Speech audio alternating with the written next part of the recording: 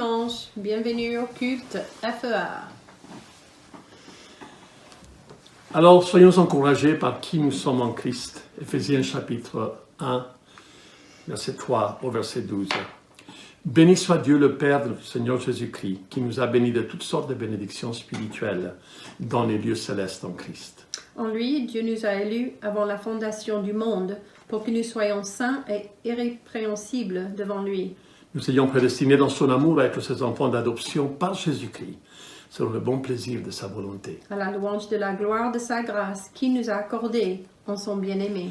En lui, nous avons la rédemption par son sang, la rémission des péchés, selon la richesse de sa grâce. Que Dieu a répandu abondamment sur nous pour toute espèce de sagesse et d'intelligence. Nous faisons connaître le mystère de sa volonté, selon le bienveillant dessein qu'il avait formé en lui-même. Pour le mettre à exécution lorsque les temps seraient accomplis, de réunir toutes choses en Christ, celles qui sont dans les cieux et celles qui sont sur la terre. En lui, nous sommes aussi devenus héritiers, ayant été prédestinés suivant la résolution de celui qui opère toutes choses d'après le conseil de sa volonté. Afin que nous servions à la louange de sa gloire, nous qui d'avance avons espéré en Christ. Quel privilège de pouvoir servir à la louange de sa gloire. Notre prière, c'est que chacun soit au pied du Seigneur, à son écoute. Prenons le temps de le regarder face à face, de chercher sa face et de savoir que le Seigneur vient et il nous remplit, il comble nos cœurs. Prions ensemble. Père, nous te remercions ce matin parce que tu nous invites à considérer qui nous sommes en toi, à considérer, Seigneur, ce que tu as fait pour nous, à considérer, Seigneur, que nous sommes un peuple qui sert à la louange de la gloire de ta grâce. Amen. Merci, Seigneur, parce que ce matin, Seigneur, c'est notre sécurité, c'est notre assurance. Nous sommes en toi. Je te demande, Seigneur, que tout au long de ce culte, ton nom soit honoré et glorifié. Que nos cœurs, Seigneur, aussi t'honorent et te glorifient. Bénis chacun, Seigneur, qui est à l'écoute. Bénis chaque famille, bénis chaque foyer, Seigneur, dans la solitude ou avec la famille autour. Que tu te révèles en tant que ce Père d'amour et de compassion que tu es. Au nom de Jésus-Christ. Amen. Alors nous allons donc louer le Seigneur avec Olivier et Rachel. Ouvrons nos cœurs.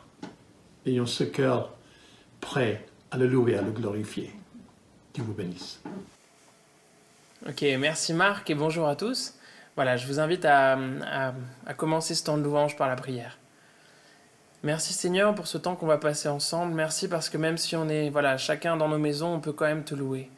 Et je veux vraiment te remettre ce temps et permettre que tu permettes que vraiment on se tourne vers toi, que tu sois au centre de nos louanges ce matin. Au nom de Jésus, Amen.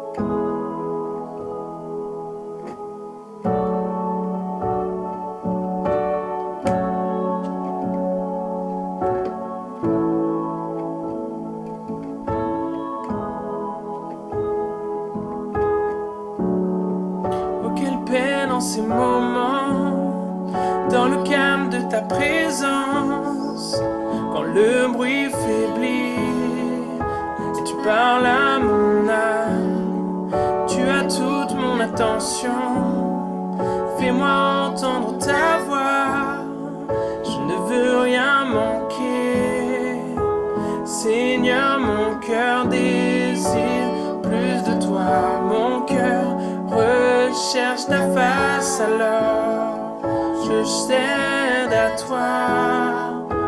Tout en moi est ému par ton amour, captivé par qui tu es. Conduis-moi à te connaître plus encore. Je veux m'approcher de toi, laisser mes peurs derrière moi. Seigneur, viens toucher ma vie à nouveau. Oh, oh, oh, oh, oh, oh,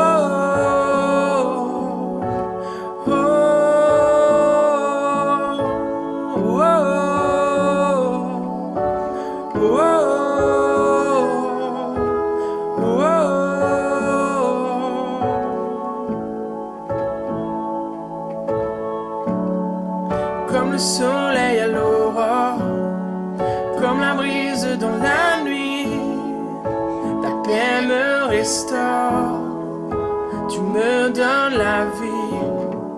J'ai aucune hésitation dans ton amour, ton affection, où rien n'est comparable. Oh Seigneur, mon cœur désire plus de toi, mon cœur recherche ta face, alors je cède à toi.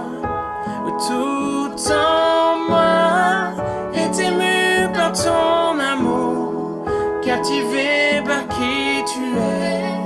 Conduis-moi à te connaître plus encore. Je veux m'approcher de toi, laisser mes peurs derrière moi. Seigneur, viens toucher ma vie. Oui, tout en moi est ému par ton amour, captivé par qui tu es. Conduis-moi à te connaître plus encore. Je veux m'approcher de toi, laisser mes peurs derrière moi. Seigneur, viens toucher ma vie à nouveau. Oh, oh, oh,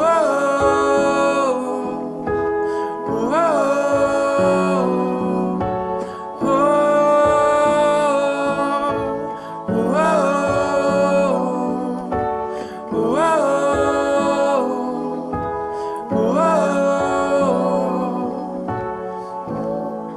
à toi j'ouvre mon cœur, Seigneur. À toi j'ouvre mon cœur à jamais. Donc fais ce que toi seul sais faire. Jésus, viens régner dans ma vie. À toi j'ouvre mon cœur, Seigneur. À toi j'ouvre mon cœur à jamais. Donc fais ce que toi seul sais faire. Jésus, viens régner dans ma vie.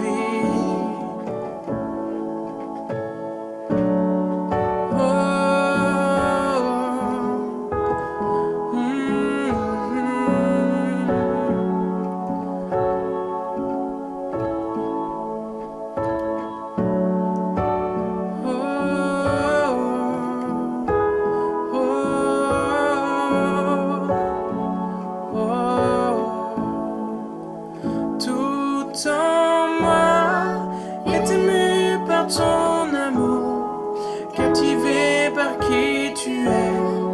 Conduis-moi à te connaître plus encore. Je veux m'approcher de toi, laisser mes peurs derrière moi. Seigneur, viens toucher ma vie. Oui, tout en moi est ému par ton amour, captivé par qui tu es. Conduis-moi à te connaître plus encore. Je veux m'approcher de toi, laisser mes peurs derrière moi. Seigneur, viens toucher ma vie à nouveau. Oh, oh, oh, oh, oh, oh, oh, oh.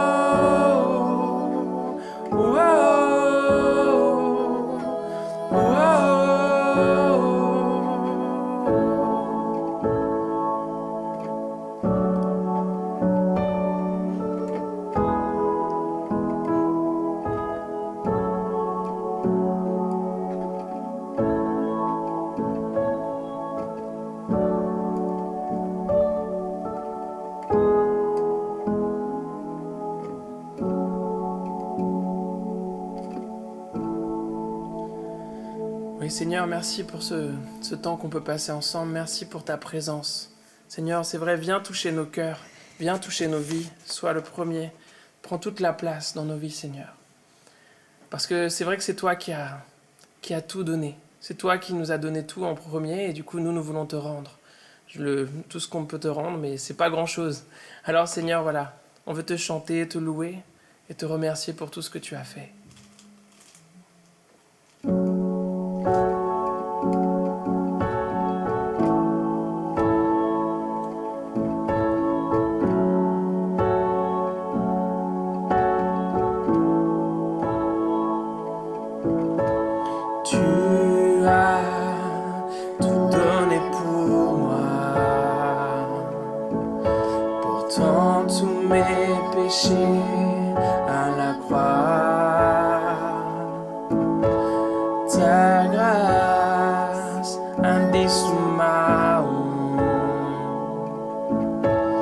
Dans l'océan de ton amour sans fin, de tout mon cœur, j'offre tout, Seigneur, trouvé en Christ, je vis ton amour à jamais, de tout mon être, de ta grâce, je viens.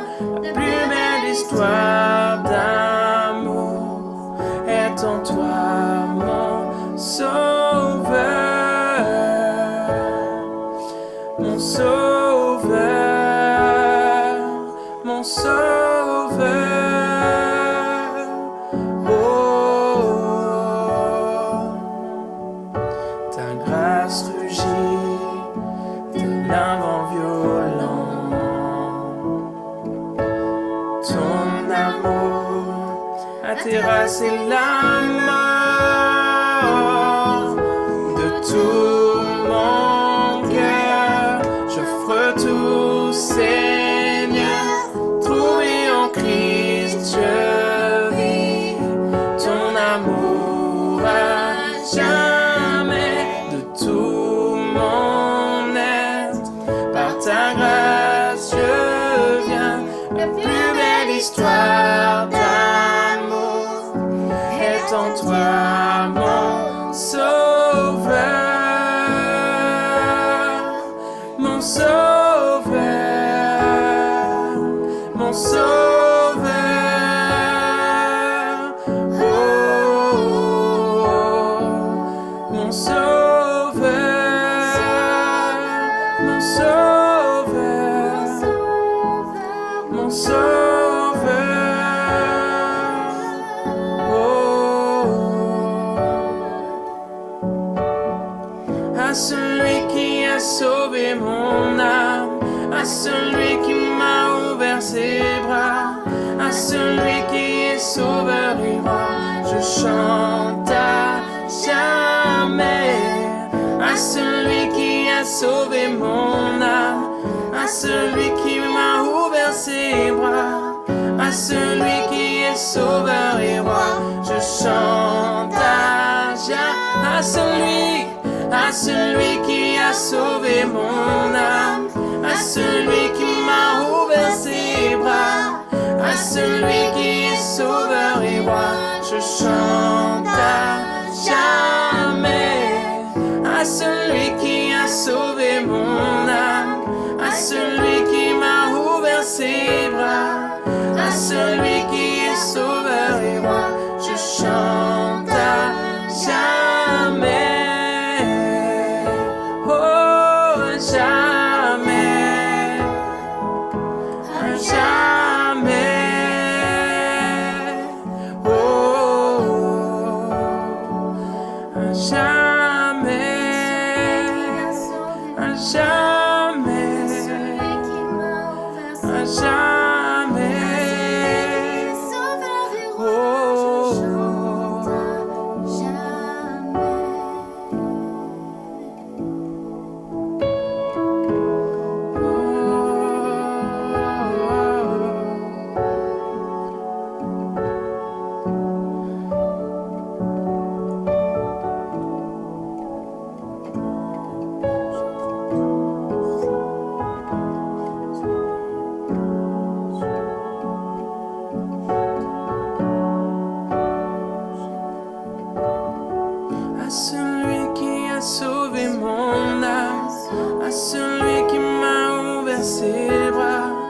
à celui qui est sauveur et roi.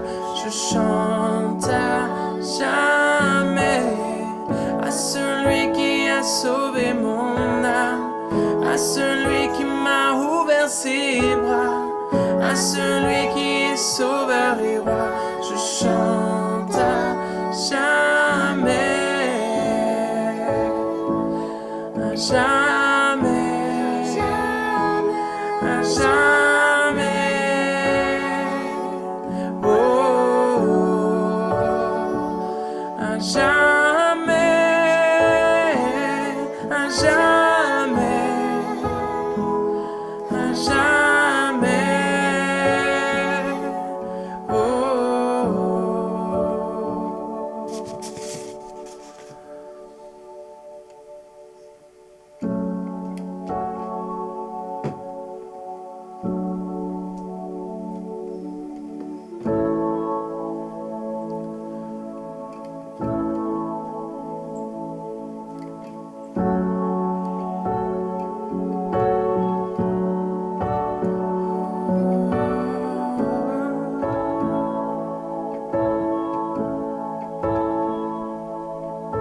Seigneur, reçois nos louanges.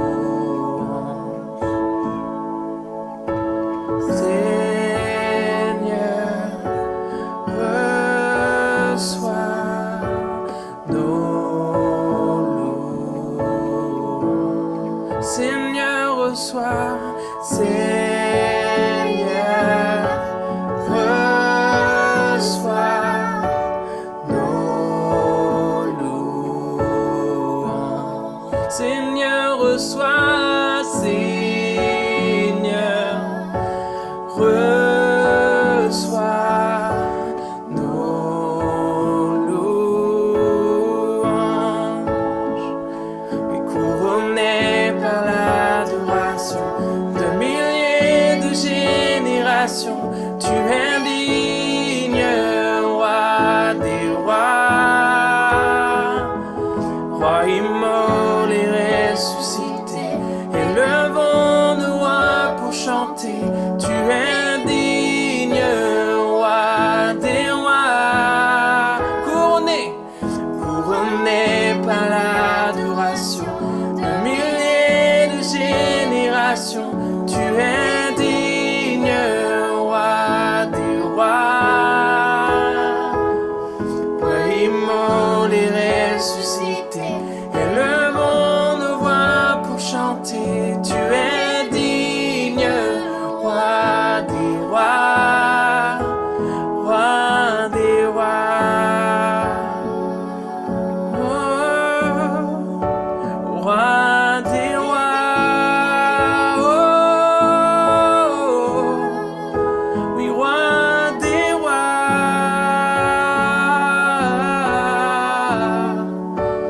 roi des rois. Seigneur, reçois, Seigneur, reçois nos louanges. Seigneur, reçois, Seigneur, reçois nos louanges. Seigneur, reçois, Seigneur, reçois nos louanges. Seigneur, reçois, Seigneur, reçois nos louanges. Couronné par l'adoration de milliers de générations, tu es digne, roi des rois, roi immolé, ressuscité, élevons nos voix pour chanter. Tu es digne, roi des rois, couronné par l'adoration l'adoration. Tu es digne, roi des rois. Roi immolé, ressuscité, élevons nos voix pour chanter. Tu es digne, roi des rois, roi des rois, roi des rois. Tu es digne, Seigneur, roi des rois.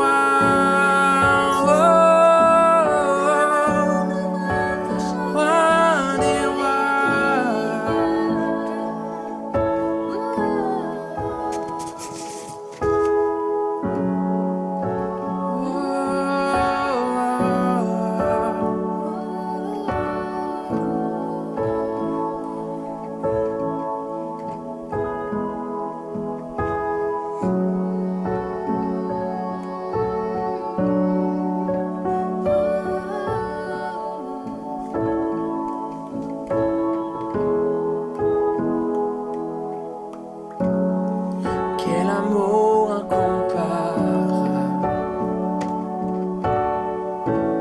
il me laisse sans voix. Oh, quel mystère que ta grâce, qui a effacé mes fautes, émerveillé, je suis émerveillé.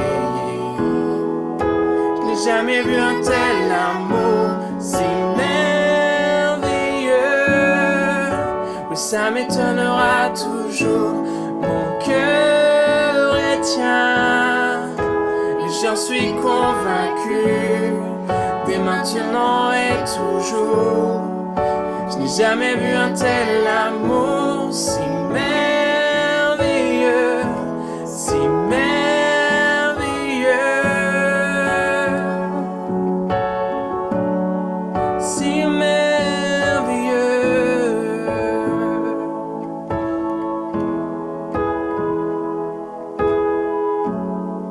Quand je repense à ton œuvre, chaque péché surmonté, et tu le ferais à nouveau. Je ne comprendrai jamais, émerveillé, je suis émerveillé. Je n'ai jamais vu un tel amour si merveilleux. Oui, ça m'étonnera toujours. Mon cœur est tien, oui, j'en suis convaincu. Dès maintenant et toujours, je n'ai jamais vu un tel amour si merveilleux. Je n'ai jamais vu un tel amour si merveilleux. Ça m'étonnera toujours. Mon cœur est tien, et j'en suis convaincu. Dès maintenant et toujours, je n'ai jamais vu un tel amour si merveilleux, si merveilleux,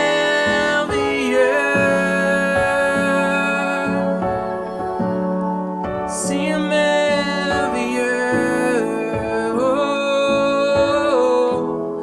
si merveilleux,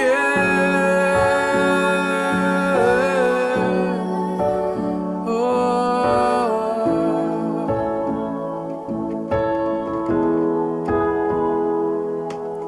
Tu ne m'as pas laissé où j'étais, tu m'as tiré de la fosse, tu ne m'as pas laissé le cœur brisé, tu ne romps jamais tes promesses, tu m'as laissé tant de chance, plus que je n'en méritais, et tu m'assures que j'en vaux la peine, sans que je n'ai rien à faire. Tu ne m'as pas laissé où j'étais, tu m'as tiré de la fosse, tu ne m'as pas laissé le cœur brisé, Tu ne romps jamais tes promesses. Tu m'as laissé tant de chance, plus que je n'en méritais. Et tu m'assures que j'en vaux la peine, sans que je n'ai rien à faire. J'ai jamais vu un tel amour si merveilleux. Ça m'étonnera toujours, mon cœur est tien. J'en suis convaincu, dès maintenant et toujours. J'ai jamais vu un tel amour si merveilleux. J'ai jamais vu un tel amour si merveilleux. Ça m'étonnera toujours, mon cœur est tien. Oui, j'en suis convaincu, dès maintenant et toujours. J'ai jamais vu un tel amour si merveilleux, si merveilleux,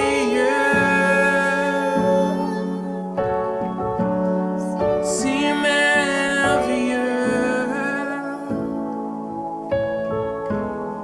si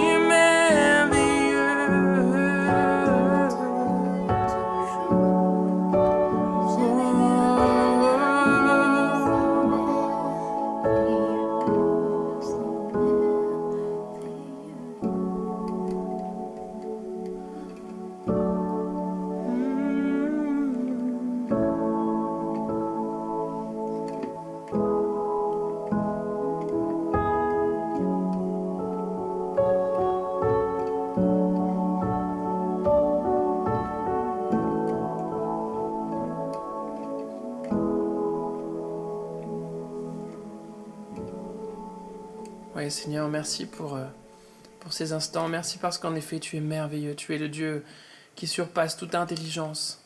Tu es au-dessus de cette maladie qui plane au-dessus de nous. Tu es au-dessus de tous les problèmes de ce monde.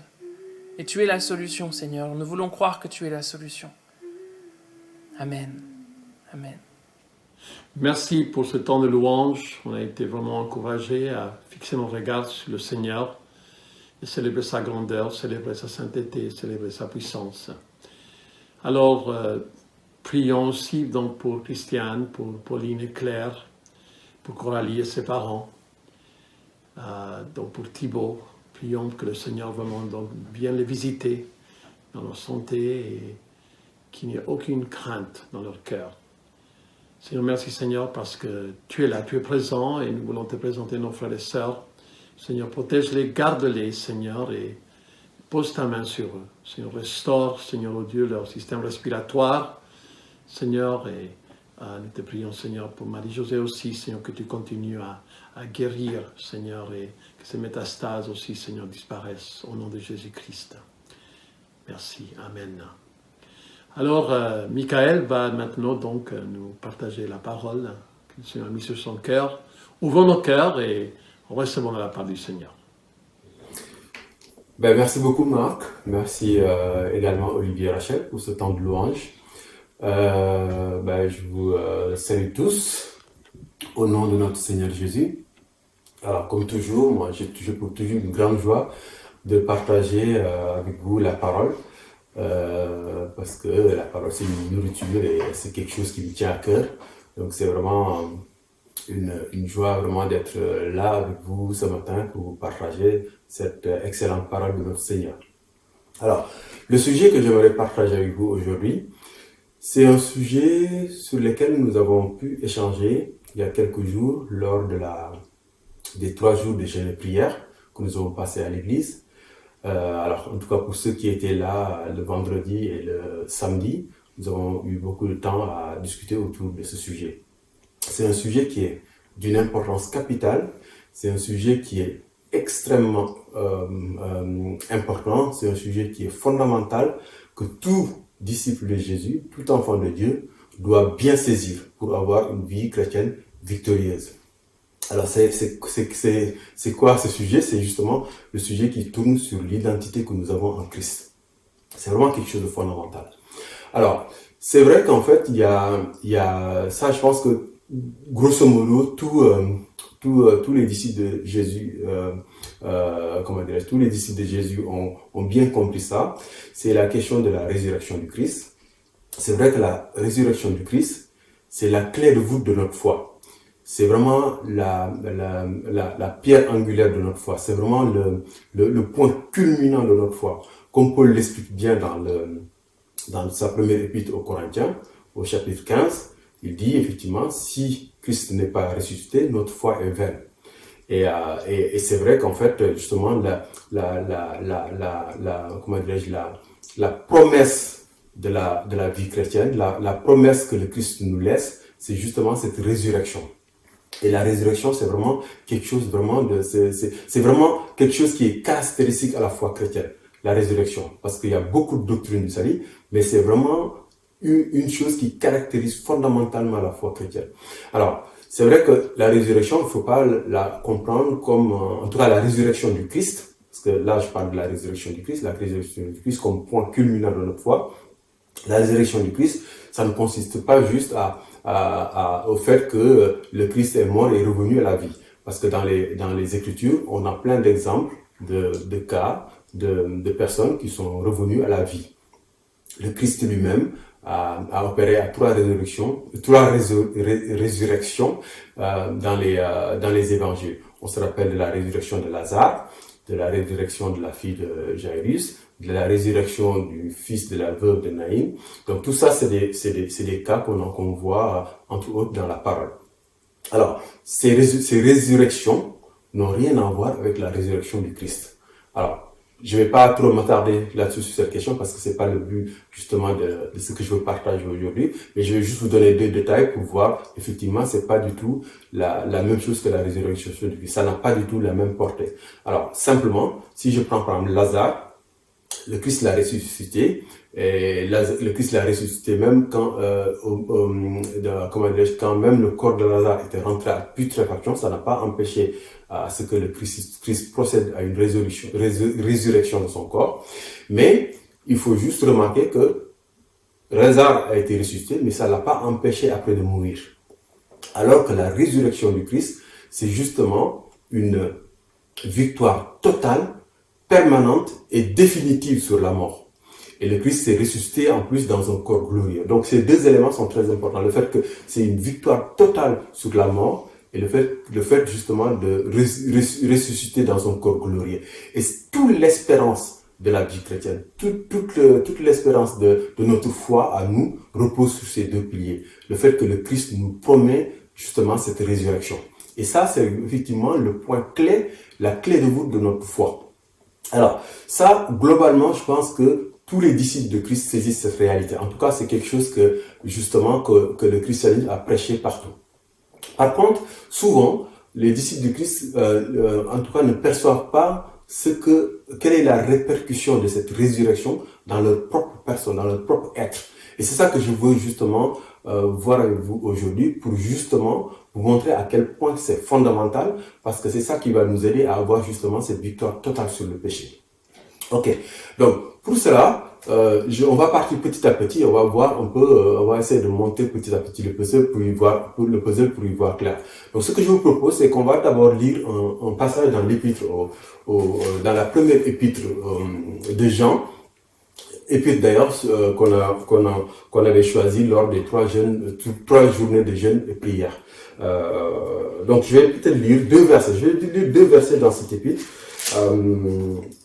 pour montrer justement l'importance justement de saisir justement cette réalité qui est la résurrection du Christ dans notre propre vie à nous. Alors je vais lire dans 1 Jean verset 8 et verset 10. 1 Jean 1, verset 8 et verset 10. Si je lis, si nous disons que nous n'avons pas péché, nous nous séduisons nous-mêmes et la vérité n'est point en nous. Après, au verset 10, il dit, si nous disons que nous n'avons pas péché, nous le traitons de menteur et sa parole n'est point en nous.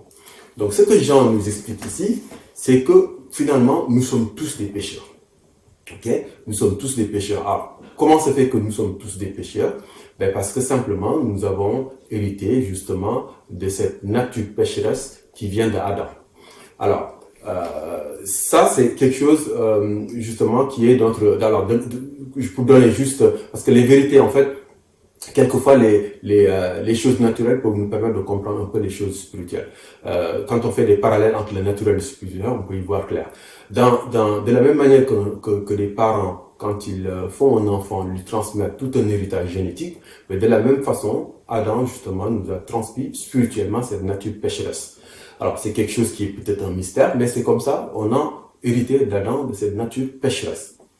Alors, c'est d'ailleurs une différence entre nous et Adam, parce qu'Adam n'avait pas cette nature pécheresse au début. Il a péché pour devenir un pécheur. Alors que nous sommes des pécheurs parce que nous avons le péché en nous. Donc, c'est une différence, c'est une petite nuance entre nous et Adam. Donc, nous sommes tous des pécheurs. Voilà, c'est ce que Jean veut nous dire ici.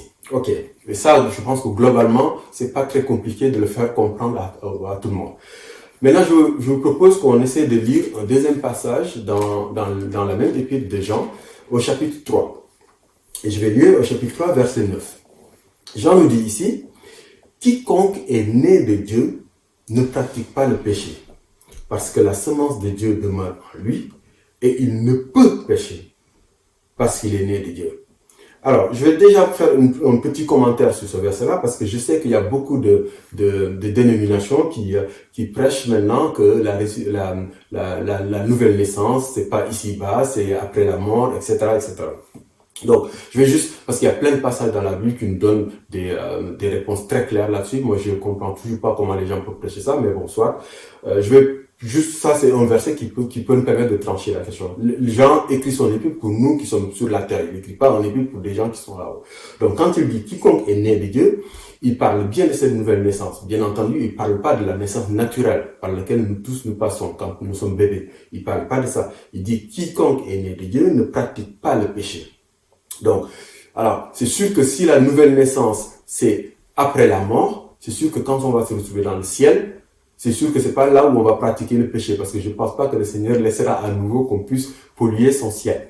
Donc, quand Jean parle ici de la nouvelle naissance, c'est bien ici sur ce terme. Quiconque est né de Dieu, donc cette nouvelle naissance, c'est bien ici. Ne pratique pas le péché. Alors ça, on peut le comprendre, parce que simplement, si on veut marcher avec Dieu, le péché n'est pas compatible avec Dieu, donc nous ne devons pas pratiquer le péché. Donc ça peut nous paraître évident. Après, il dit, parce que la semence de Dieu demeure en lui. Alors, c'est quoi cette semence de Dieu? Ça, on va le voir tout à l'heure. Et il ne peut pécher, parce que il est né de Dieu. Alors, Jean nous explique ici qu'on ne peut pas pécher, parce que nous sommes nés de Dieu. Alors, tout à l'heure, il nous disait qu'on ne peut pas, justement, on ne peut pas échapper au péché, de par le fait qu'on a cette nature pécheresse en nous. Et là, il nous dit, si on est né de Dieu, on ne peut plus pécher.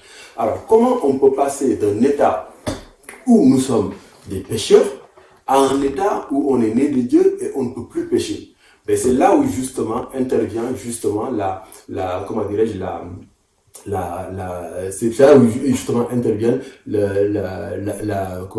les bienfaits entre guillemets de la résurrection de Christ dans notre propre être. Et c'est ça que je veux vraiment, c'est sur ça que je veux attirer votre attention, et c'est ça que je voulais vous partager. Alors, c'est très intéressant. Donc, pour comprendre justement comment on passe vraiment de ces deux extrêmes, il faut faire un peu de ce qu'on appelle de l'anthropologie biblique. Il faut savoir comment l'homme est constitué, qu'est-ce que l'homme réellement, de façon biblique bien entendu, parce que notre référence c'est la parole, c'est pas de faire de l'anthropologie philosophique.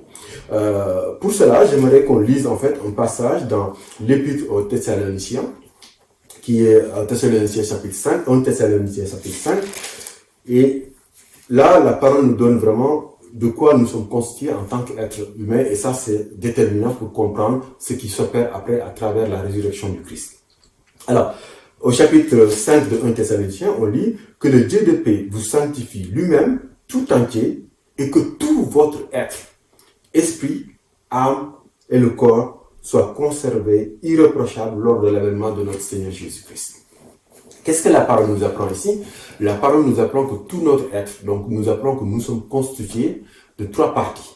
Nous sommes constitués d'un esprit, d'une âme et d'un corps. En réalité, justement, ce que la parole, l'ordre déjà n'est pas anodin parce que c'est très important. La réalité, c'est que nous sommes réellement un esprit qui possède une âme et qui habite dans un corps. C'est ça notre réalité, c'est pas l'inverse.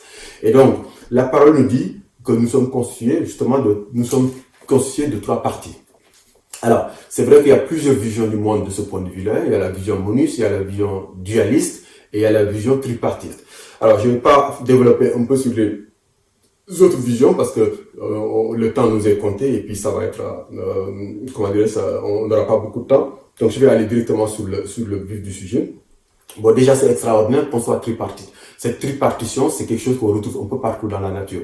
Par exemple, Dieu est omniscient, omnipotent et omniprésent. Donc, les trois dimensions qui caractérisent Dieu.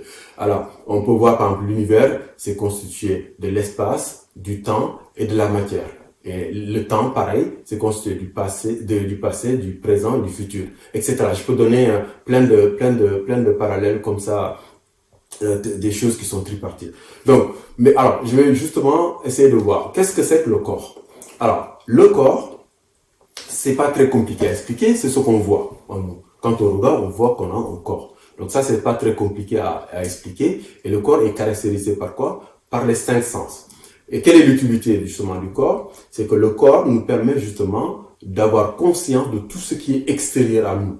Nous voyons justement le monde physique qui nous entoure. Pourquoi nous avons cette perception du monde physique qui nous entoure? C'est lié au fait qu'on a un corps avec les 5 sens. Donc le but du corps, c'est de nous permettre d'avoir conscience de tout ce qui est extérieur à nous. Donc ça, on peut le comprendre facilement. Après l'âme, c'est dans une autre dimension. L'âme nous permet justement, par ses sens, à savoir l'intelligence, la volonté, les émotions, nous permet d'avoir conscience de nous-mêmes.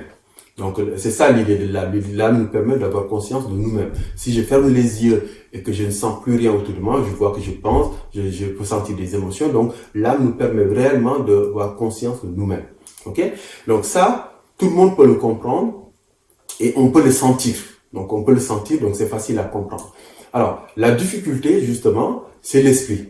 Et l'esprit, justement, c'est pour ça qu'il y a des gens qui ont une vision moniste du monde, qui pensent qu'il n'y a que la matière, et puis des gens qui ont une vision dualiste du monde, qui pensent qu'il y a le corps et l'âme, mais eux, ils font pas de différence entre l'âme et l'esprit. Pour eux, l'âme et l'esprit, c'est pareil. Mais la parole de Dieu nous apprend autre chose, nous dit qu'effectivement, que l'âme et l'esprit sont différents. Mais comment percevoir, justement, qu'il y a cette troisième dimension de l'esprit, et à quoi ça sert cette troisième dimension de l'esprit? Pour le percevoir, on va lire dans la parole, parce que la parole nous éclaire là-dessus. Pour cela, il faut qu'on lise dans l'épître aux Hébreux, qui nous donne clairement la réponse. Quand on lit dans l'épître aux Hébreux au chapitre 4, la parole nous donne véritablement la clé. Alors je vais lire, car la parole, c'est un verset très connu, car la parole de Dieu est vivante et efficace, plus tranchante qu'une épée quelconque à 2 tranchants, pénétrante jusqu'à partager âme et esprit, jointure et moelle, elle juge les sentiments et les pensées du cœur. Alors, ici, on apprend que la parole permet justement de séparer âme et esprit. Et justement, c'est là où se trouve la clé de la chose. C'est qu'en fait, l'esprit, on ne la sent pas. Et d'ailleurs, on comprend naturellement cette parole du Seigneur qui nous dit « Ce qui est né de la chair est chair, et ce qui est né de l'esprit est esprit ».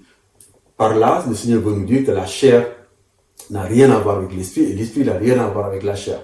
Alors, c'est là où intervient justement l'âme, parce que l'âme, en fait, c'est un intermédiaire entre le corps et l'esprit. Parce qu'en fait, l'âme peut communiquer avec le corps et l'âme peut communiquer avec l'esprit, comme on le voit, comme nous venons de le lire, parce qu'ils sont assez liés. Donc, alors, juste pour donner une image comme ça permet d'élucider un peu, d'éclaircir les choses. Si je prends par exemple un bateau, il y a la coque et puis il y a le mât du bateau on va dire que c'est constitué en bois. Donc ça représente le corps, et ce corps, justement, la coque et le mât permet justement d'avoir contact avec le monde physique autour du bateau. Donc ça, c'est le corps. Si je prends par exemple la voile qui est sur ce bateau-là, la voile, elle est en contact avec le corps qui est constitué de la coque et du mât, et elle fait aussi l'intermédiaire avec le monde invisible, c'est-à-dire le vent qui permet de faire avancer le bateau.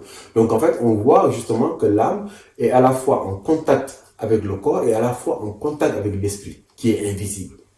C'est comme ça justement que l'âme se situe d'une certaine façon. Donc, l'esprit, pour vraiment le différencier, le percevoir, il y a une seule chose, c'est la parole. Sans la parole, d'ailleurs, tous les gens qui ont une vision moniste ou une vision dualiste, c'est des gens qui ne croient pas.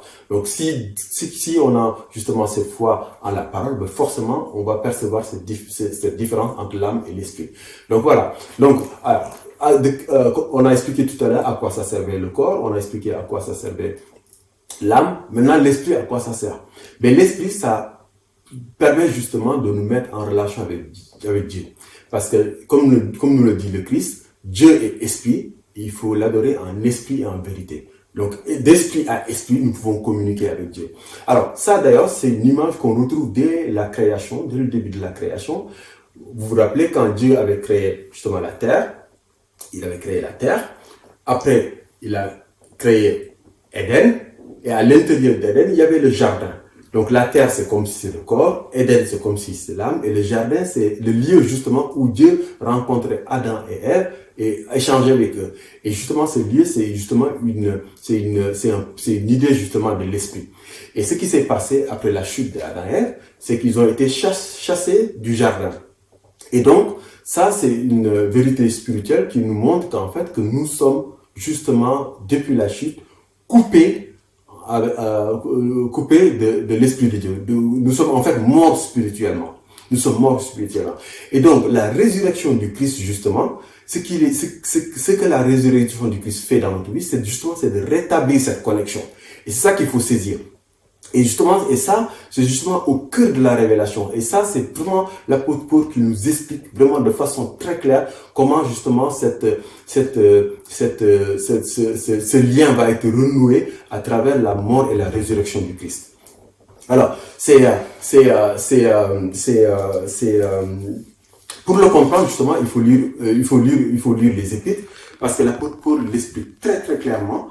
Mais pour ça, il faut comprendre un peu le jargon de l'apôtre Paul. Alors, avant de rentrer dans le jargon de l'apôtre Paul, je vais juste continuer sur le corps, l'âme et l'esprit. Le corps et l'âme et l'esprit, c'est justement, chaque élément aussi chaque élément a aussi justement une espèce,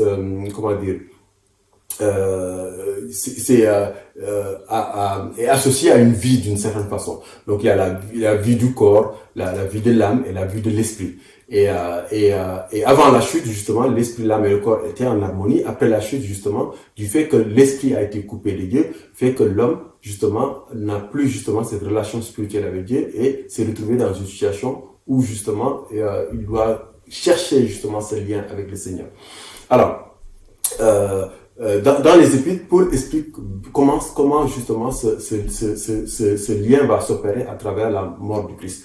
Alors, ce qu'il faut comprendre, c'est que nous sommes coupés spirituellement de Dieu avant justement notre nouvelle naissance. Et pour le comprendre d'ailleurs, on va lire un passage parce que c'est un passage clé des Écritures qui permet de comprendre cela dans l'Épître aux Éphésiens. D'ailleurs, moi, je vous conseille véritablement de prendre du temps à véritablement étudier l'Épître aux Éphésiens. Alors, étudier toutes les lettres de Paul parce qu'elles sont formidables de son point de vue. Romains, Galates, 1-2 Corinthiens, Colossiens, c'est vraiment Colossiens et Éphésiens, c'est vraiment, ça nous explique vraiment ce que je viens de dire là. Et notamment l'Épître aux Éphésiens est formidable de son point de vue. Tous les mots sont importants. Pour argumenter et vraiment développer cela de façon vraiment merveilleuse, quoi.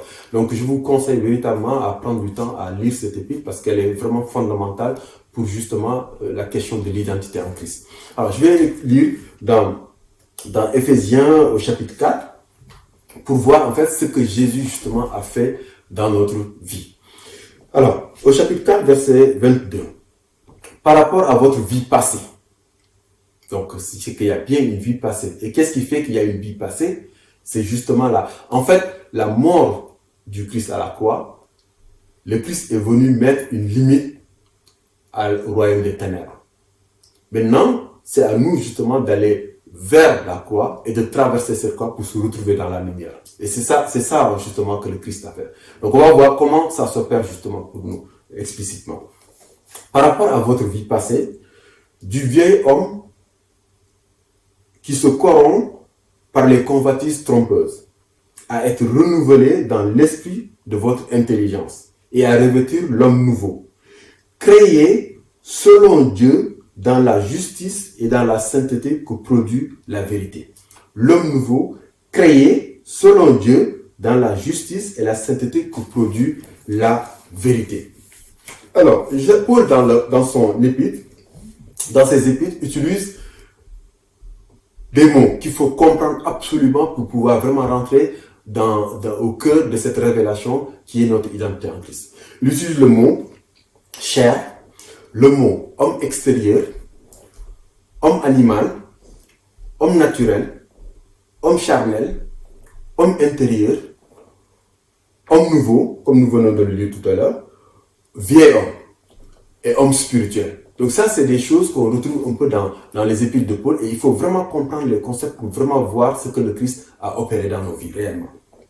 Donc, je vais les expliquer un à un et après on va voir l'œuvre du Christ dans tout ça. Le mot chair, il a deux significations dans la Bible. Ça peut signifier le corps physique. Ok? Par exemple, quand on lit dans 1 Corinthiens 5, ce verset qui nous dit « Maintenant, si nous connaissons Christ selon la chair, nous ne le connaissons plus de cette manière-là. » Par exemple, quand on dit, par exemple, si nous connaissons Christ selon la chair, bon, on sait clairement que la chair ici renvoie au corps. Ok? Le fait de connaître Christ katasarka, comme disent les Grecs, connaître Christ selon la chair. Donc ça renvoie au fait de connaître justement Christ selon, entre guillemets, le corps, si je puis dire. La chair ici ne renvoie pas à la nature pécheresse, qui est la deuxième définition du mot chair. Parce que la chair peut signifier le corps, mais peut signifier aussi cette nature pécheresse qui est en nous. Alors pourquoi il y a cet équivalent entre chair et corps des fois? Parce que justement cette nature pécheresse est dans notre corps, comme nous allons d'ailleurs le voir tout à l'heure. Par exemple, si on lit dans l'épître aux Romains, on voit justement que la chair, justement, Paul le définit clairement, que c'est en fait une loi de péché qui est dans nos membres. Donc, c'est quelque chose qui est dans notre corps, une loi de péché qui est dans notre membre. Donc, je vais le lire d'ailleurs, comme ça, ça va être clair. Il faut que ce soit clair à travers la parole. Il faut toujours donner des justifications dans la parole. Donc, au Romains chapitre 7, verset 23, il dit « Mais je vois dans mes membres une autre loi qui lutte contre la loi de mon entendement et qui me rend captif de la loi du péché et de la mort. » Donc, cette loi, justement, qui est dans nos membres, qui nous lie, justement, et qui nous pousse vers le péché, vers la rébellion contre Dieu, c'est ça, justement, la chair. Là, il y a le corps, qu'on peut appeler aussi des fois la chair, mais il y a la chair qui est la nature pécheresse qui lui renvoie à cette loi de péché qui est dans nos membres et qui nous tire toujours vers le bas. C'est ça la chair. Donc ça nous explique ce que c'est que la chair. Alors l'homme extérieur, on peut le comprendre, c'est ce qu'on voit grosso modo quand quelqu'un nous regarde. C'est notre homme extérieur. C'est à cela que ça renvoie. Alors, l'homme animal et l'homme naturel, selon les traditions, on retrouve l'homme animal et l'homme naturel. Ça renvoie à l'homme qui est justement conduit par les 5 sens et la chair. Donc c'est pour ça qu'on l'appelle homme animal, parce que c'est un homme qui n'a aucune vie spirituelle, qui est complètement conduit par justement les sens et par la chair. Donc ça c'est l'homme naturel. Ensuite l'homme charnel. L'homme charnel, c'est un peu au-dessus de l'homme naturel. L'homme charnel, moi, je dirais, en fait, ça me fait toujours penser, en fait, dans la parabole du semeur, celui qui a reçu la bonne semence et qui la reçoit avec joie, mais qui est tellement tourmenté par les soucis et les choses de la vie qu'il oublie la parole. Et c'est ça l'homme charnel, c'est-à-dire, c'est quelqu'un qui connaît un peu les réalités spirituelles, mais il est tellement embarqué dans le monde qu'il oublie ses réalités spirituelles. C'est ça l'homme charnel. Après, et là, on rentre dans le cœur du truc. Après, vous avez 3 termes, homme intérieur, homme nouveau et vieil homme. Alors, l'homme intérieur, ce n'est ni plus ni moins que notre esprit. Ok? Et l'homme intérieur que nous avons reçu à notre naissance, qui est coupé de Dieu, c'est ça notre vieil homme. Et ce vieil homme, justement, quel a été son sort? Ce vieil homme a été crucifié. Et c'est ce qu'on lit, par exemple, dans Romains 6. Quand on lit dans Romains 6, au chapitre 6, il est dit, sachant que votre vieil homme a été crucifié avec lui, a été crucifié avec Christ. Donc en fait, le vieil homme, et ça il faut le réaliser, le vieil homme qui est notre esprit a été crucifié avec le Christ. Alors, le verset que j'ai lu tout à l'heure dans Éphésiens qui a dit que Dieu nous a créé cet homme nouveau, c'est que justement la mort et la résurrection du Christ, qu'est-ce que ça a opéré dans nos vies? C'est que cette mort et cette résurrection a crucifié le vieil homme qui est complètement mort, il est complètement crucifié, donc il est mort, et Dieu a créé un homme nouveau qui est un esprit nouveau qui est en nous. Et cet esprit nouveau-là, c'est cet esprit nouveau-là qui constitue notre véritable identité. Et c'est ça qu'il faut réaliser. Et cet esprit nouveau-là, il ne peut pas pécher. Et c'est ça qu'on a lu au début dans l'Épître aux Gens, qui nous explique que justement que ce homme nouveau, si quelqu'un est né de Dieu, il ne peut plus pécher. Parce que cet homme nouveau ne peut plus pécher. Pourquoi il ne peut plus pécher? L'Épître aux Éphésiens nous donne la réponse. Parce que cet homme nouveau a été scellé par le Saint-Esprit. Quand on lit dans Éphésiens 1 au verset 13, il est écrit, en lui, vous avez cru et vous avez été scellés du Saint-Esprit. Quand on scelle quelque chose, c'est qu'il est fermé, il est hermétiquement fermé, rien ne peut l'attaquer, rien ne peut venir justement le perturber. Et donc, comme notre nouveau homme, qui est notre nouveau esprit, a été scellé par l'Esprit Saint, lui, il ne peut plus pécher. Alors, et c'est ça la nouvelle naissance. C'est ça la nouvelle naissance. C'est ce que beaucoup ne comprennent pas, parce qu'ils disent qu'effectivement la nouvelle naissance, c'est ça. Mais la nouvelle naissance, c'est que par cette foi, par la résurrection du Christ, on a justement reçu ce nouveau homme que nous devons nous revêtir tous les jours. Alors, bien sûr, c'est vrai que Dieu nous a créé un nouveau esprit. Et notre véritable identité, c'est cet esprit. Et comme je disais tout à l'heure au début, nous sommes d'abord un esprit qui possède une âme et qui habite dans un corps. Donc, notre vraie identité se situe au niveau spirituel. Notre vraie identité, c'est au niveau spirituel. Et notre vraie identité maintenant, nous qui sommes en Christ, c'est ce nouveau homme que Dieu a créé qui ne peut plus pécher, encore une fois. Et donc, bien entendu, quand on est né de nouveau, et que quelqu'un nous regarde, il ne voit pas un homme qui a changé. Physiquement, on n'a pas changé. Et notre âme non plus n'a pas changé. Parce que notre âme, le vieil homme a construit des forteresses dans notre âme. Et notre corps est toujours là. Mais justement, c'est justement quand nous saisissons cette réalité que nous sommes nouveaux, et pour la saisir, il y a une seule chose, et ça va me permettre de faire la transition tout à l'heure, c'est que l'esprit a un seul sens, et il ne se nourrit que d'une seule manière. Le sens de l'esprit, c'est la foi. Et l'esprit ne nourrit que par une seule chose, la parole de Dieu. Et rien d'autre. La foi, la parole de Dieu. Et c'est là où vous comprenez quand la parole de Dieu dit, la foi vient de ce qu'on entend et de ce qu'on entend vient par la parole de Dieu. Et pourquoi d'ailleurs Paul, il appelle un homme intérieur un homme nouveau? Parce que réellement, c'est un homme. C'est vraiment, si on pouvait voir les choses spirituellement, c'est un homme qui a des yeux, qui entend, etc. Alors, comment on peut le savoir d'ailleurs? Parce qu'il ne faut pas dire des choses comme ça, parce que sinon on va nous dire qu'on fait de la philosophie, mais c'est pas sûr. Si vous vous rappelez dans Apocalypse, quand Jean, il était ravi en esprit, la parole de Dieu, il nous dit qu'il a été ravi en esprit. Donc, il s'est retrouvé au ciel. Quand il se retrouvait au ciel, il voyait, il entendait, et l'ange lui avait même donné un livre à avaler. Donc, il mangeait. Donc, en fait, c'est un homme complet. Et c'est ça, justement, et c'est ça qu'il faut réaliser. C'est cela qu'il faut réaliser, qu'on est véritablement un nouveau être. Quand la parole de Dieu nous dit, si quelqu'un est en Christ, il est carrément une nouvelle créature, il faut justement saisir cette réalité par la foi. Parce que l'ennemi veut que toujours que nous vivons dans notre ancienne nature, il va nous faire comprendre, il veut nous faire avaler que notre nature pécheresse, c'est notre vraie nature.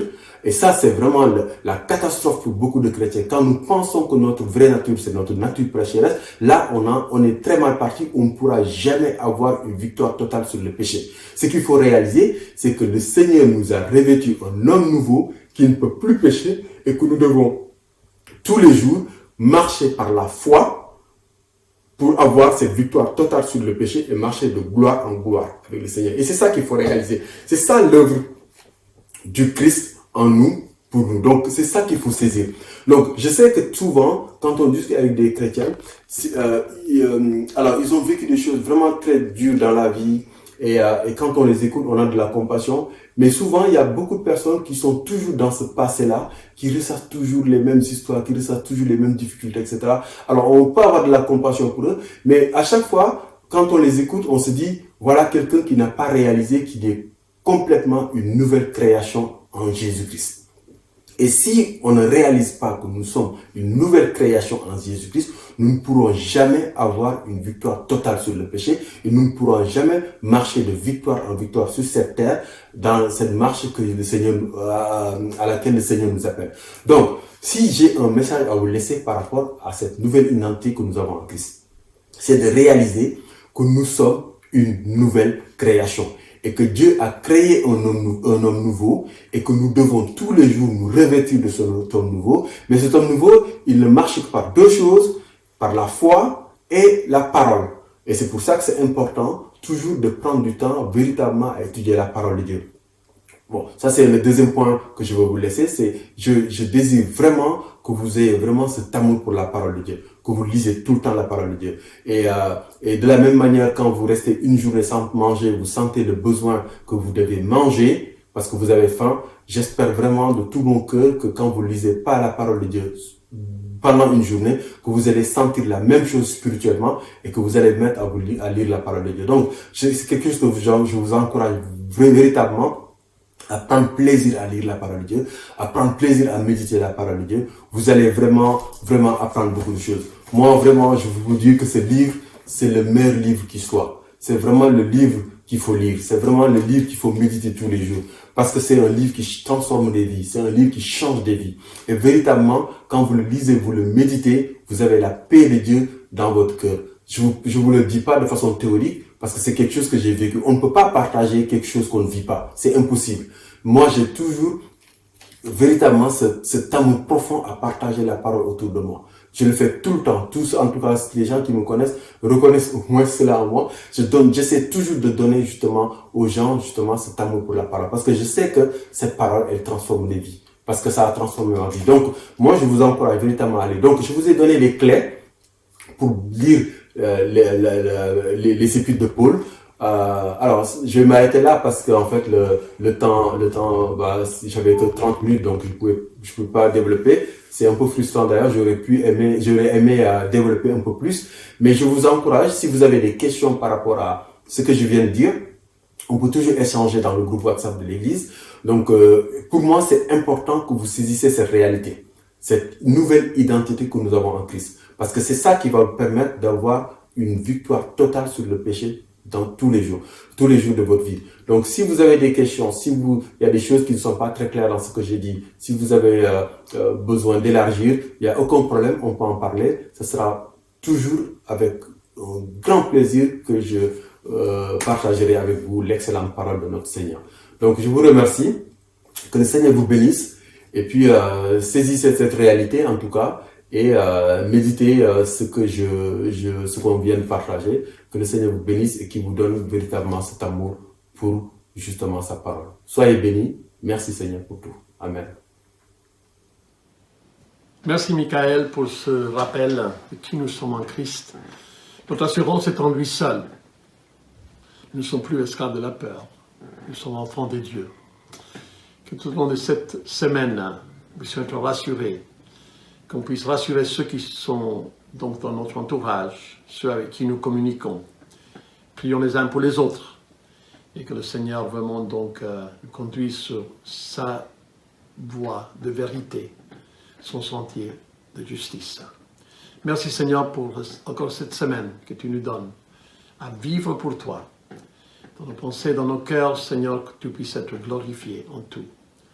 Au nom de Jésus. Amen. Je voudrais vous inviter à terminer ce temps de culte par ce chant qui dit « Je ne suis plus esclave de la peur, je suis enfant de Dieu ».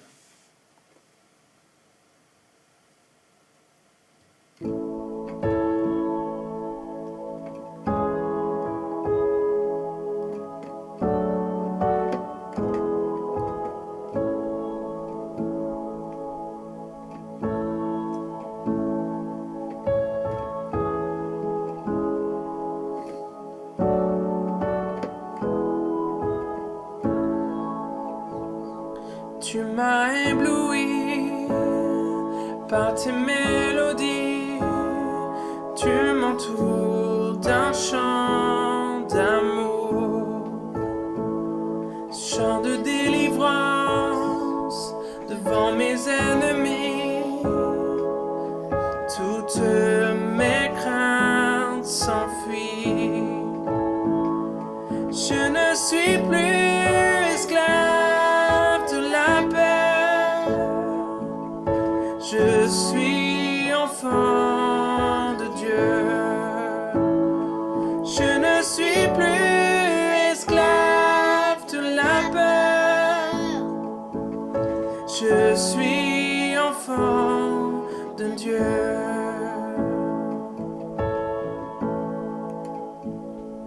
Avant ma naissance, tu m'avais choisi, appelé par mon nom.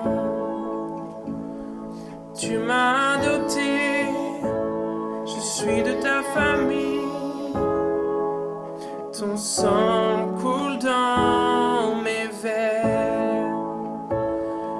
Je ne suis plus esclave de la peur. Je suis enfant de Dieu. Je ne suis plus esclave de la peur. Je suis enfant de Dieu. Je ne suis plus esclave de la peur. Je suis enfant de Dieu. Oh, je ne suis plus esclave de la peur. Je suis enfant de Dieu.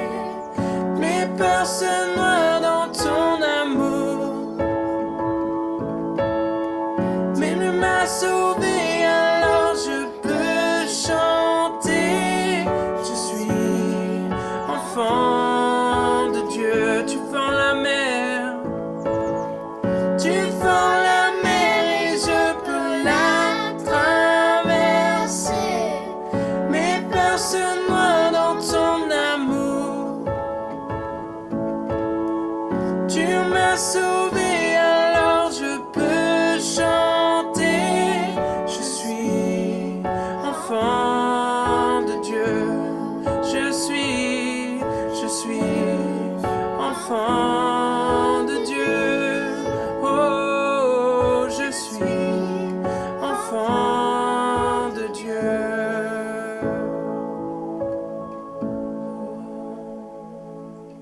Oui, Seigneur. Merci parce que tu as fait de nous des enfants. Merci parce que ça change tout, parce que notre identité est en toi. Seigneur, je veux te remettre chacun aussi durant la semaine qui va suivre. Et je te prie vraiment que tu nous gardes, que tu permettes qu'on continue à garder des liens par le biais de WhatsApp et autres. En tout cas, qu'on soit réellement encore en communion avec toi et entre nous. Au nom de Jésus, Amen. Voilà, je pense que c'est là que se termine notre culte. Et voilà, je souhaite à chacun de passer une bonne semaine. Et je vous donne rendez-vous pour la semaine prochaine. Et à bientôt. Au revoir.